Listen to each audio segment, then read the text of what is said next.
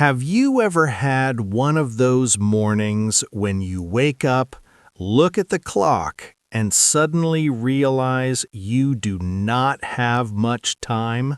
Yes, and everything feels 10 times harder in that moment. Exactly. You cannot find your shoes, your bag feels empty, and somehow your keys disappear at the worst possible time. That is such a real-life situation, and that is exactly what we are talking about today. Welcome back to Daily English Loop. I'm Alex.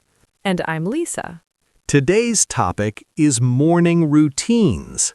A perfect everyday topic for English learners. Yes, because everyone has a morning routine. Some people wake up early and move slowly. Some people wake up late and run around the house in a panic.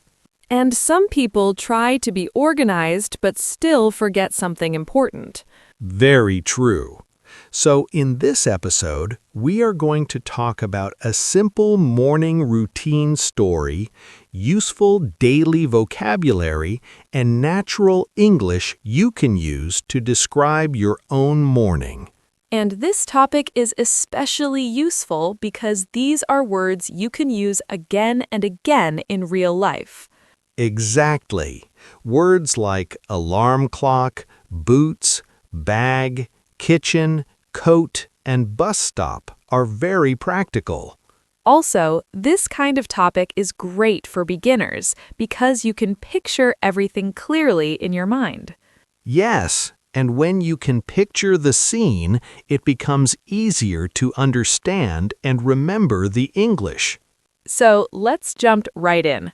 We have a short story today about a young woman named Mia. Mia is getting ready for an important day, It is her first day at a new office job, which means she wants everything to go well. and that also means she is probably a little nervous. Very likely. Let's listen to the story first, and then we'll talk through it together. Great, here we go. It is 6:30 in the morning. The alarm clock rings in Mia's bedroom. Today is her first day at a new office job. Mia is in the bathroom now. She is washing her face with cool water to wake up. In the kitchen, her roommate, Chloe, is making oatmeal and fresh fruit. The kitchen smells like sweet strawberries and hot tea. The girls sit at the round glass table. They eat breakfast and smile. Mia walks into the living room. Her brown leather boots are on the rug. She is ready for work. Chloe looks inside Mia's black tote bag.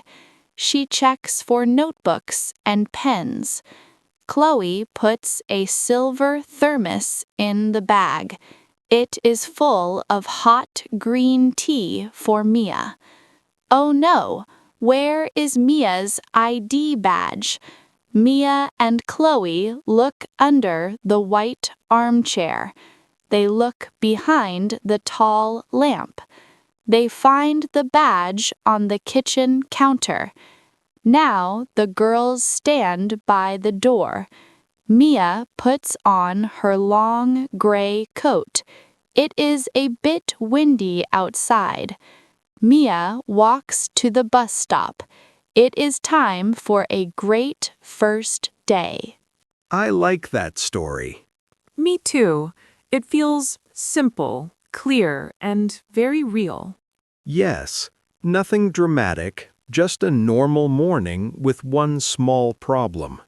Which is exactly why it is useful. Everyday English is often about ordinary moments. Let's start at the beginning. The story says it is 6:30 in the morning and the alarm clock rings in Mia's bedroom. That is a very familiar start to the day. It really is. Some people wake up before the alarm, but many people depend on it. I definitely use an alarm. Same here, although I do not always love it. Nobody loves the sound of an alarm clock. True, but it does its job.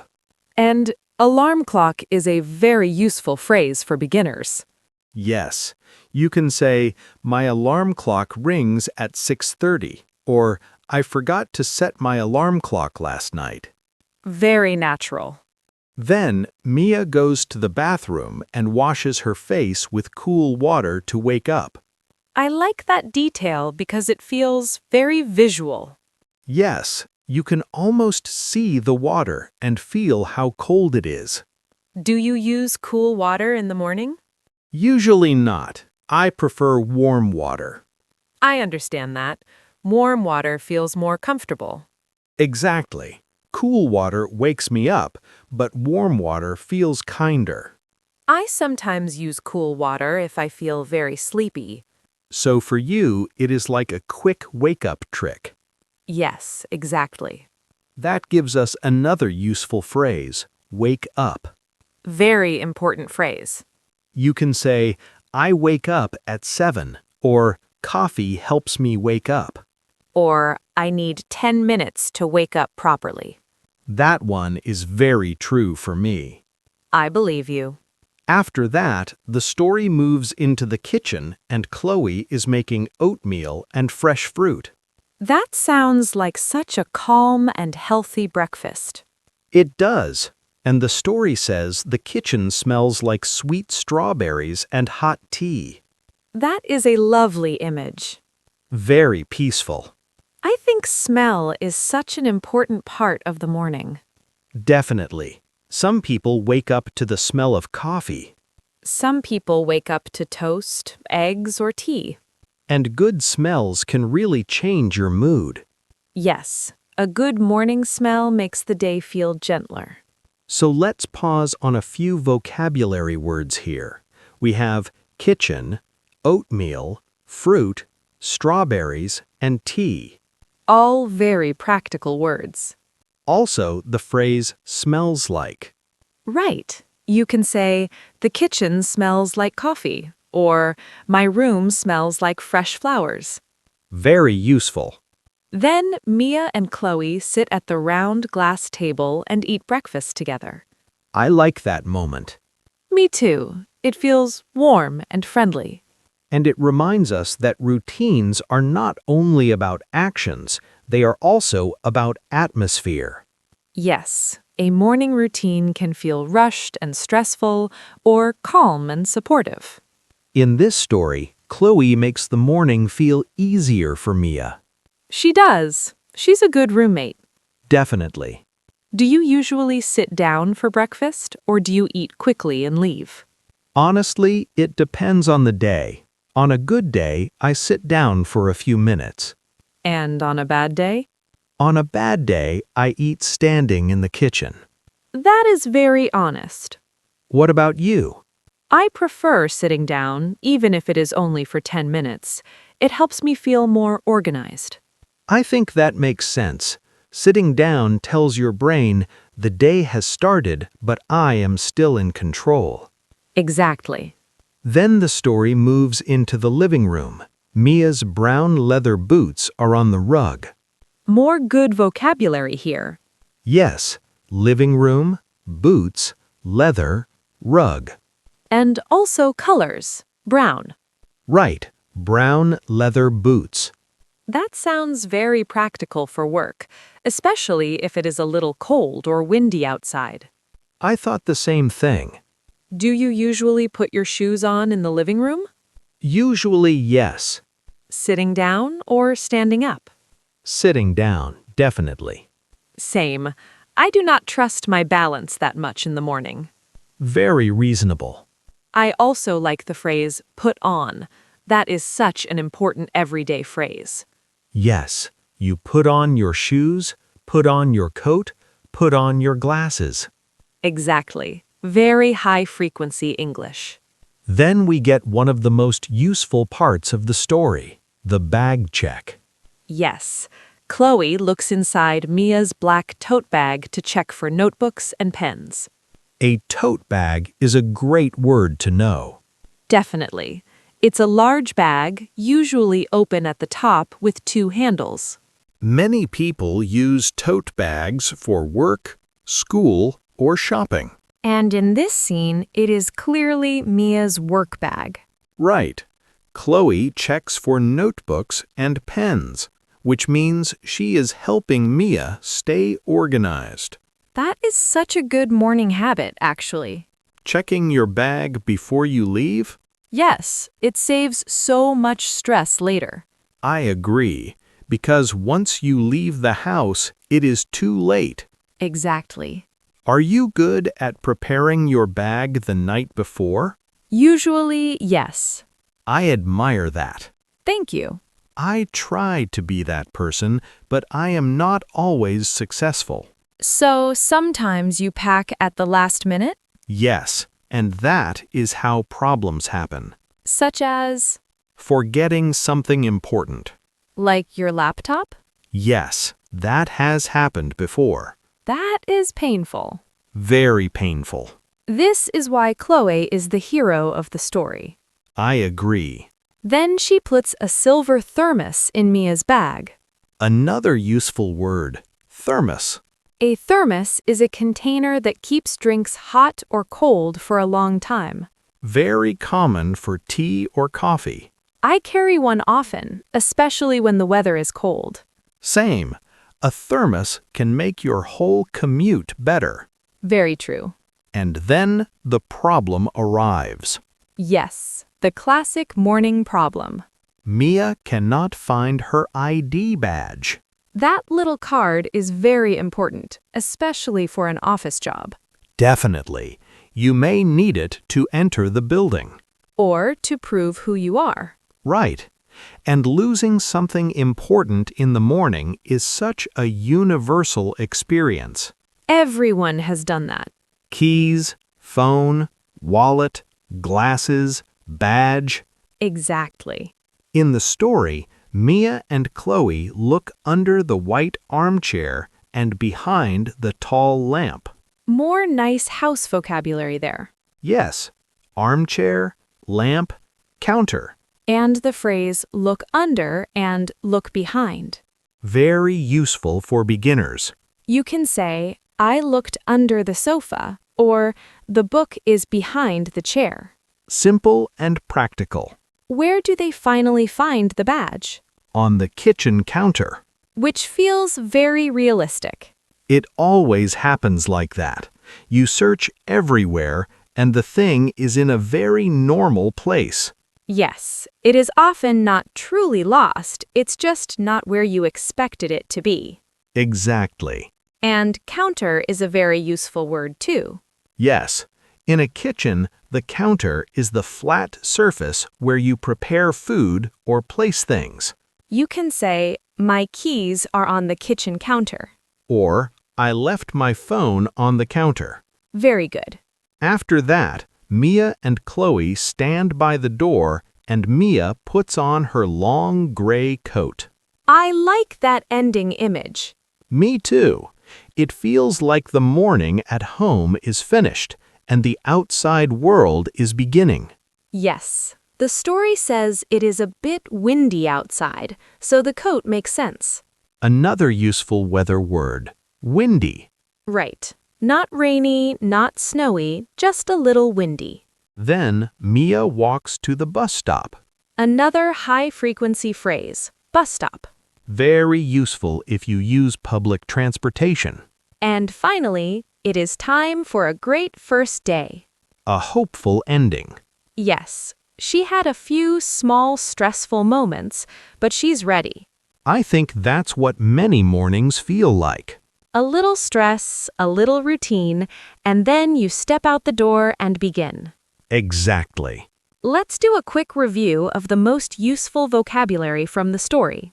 Good idea. Rooms, bedroom, bathroom, kitchen, living room. Furniture and home items.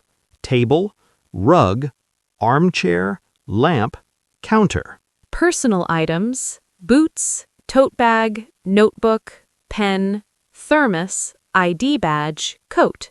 Food and drink, oatmeal, fruit, strawberries, tea.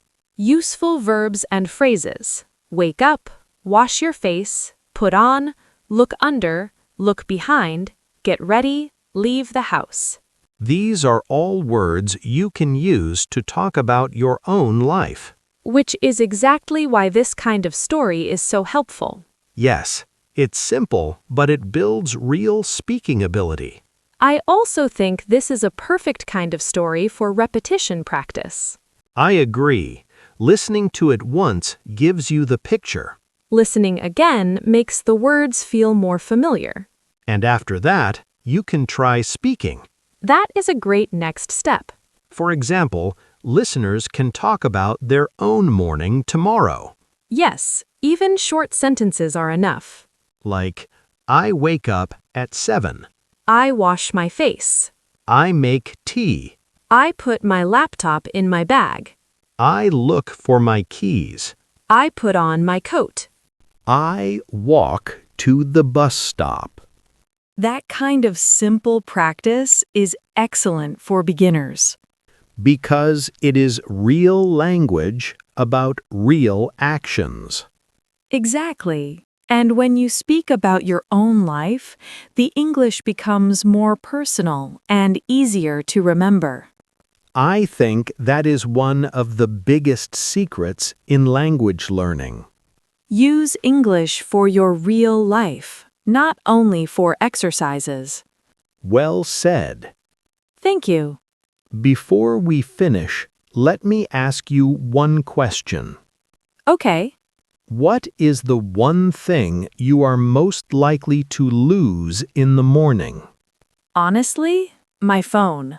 Very relatable. I usually find it, but sometimes I leave it under a blanket or next to my bed. That is better than me. What do you lose? My keys. Every time? Not every time, but often enough to be embarrassing. Then Mia's story really was the right story for you. It really was. Okay, let's wrap up. Today we talked about a morning routine story about Mia and her first day at work. We learned useful vocabulary about the house, clothing, everyday objects, food, and daily actions. And we also saw how a simple story can help you imagine English clearly. Which makes it easier to understand and easier to remember. So now it is your turn. Try describing your own morning routine in simple English.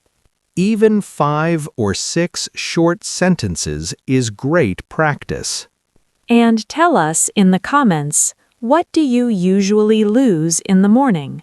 Your phone, your keys, your glasses, your ID card? We want to know. And if you enjoyed this episode, don't forget to subscribe to Daily English Loop. Thanks for listening. Have a calm morning tomorrow. And we'll see you next time. Bye, everyone. Bye.